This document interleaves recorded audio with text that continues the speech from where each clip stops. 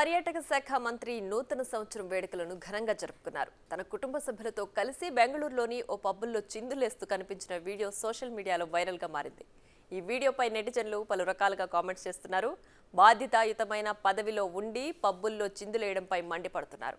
గతంలో మంత్రిగా ఉన్న భూమా అఖిల ప్రియ నంద్యాల ఉప ఎన్నికల్లో పంజాబీ డ్రెస్ వేసుకుని ప్రచారం చేయడంపై అప్పుడు రోజా తీవ్ర స్థాయిలో కామెంట్స్ చేశారు.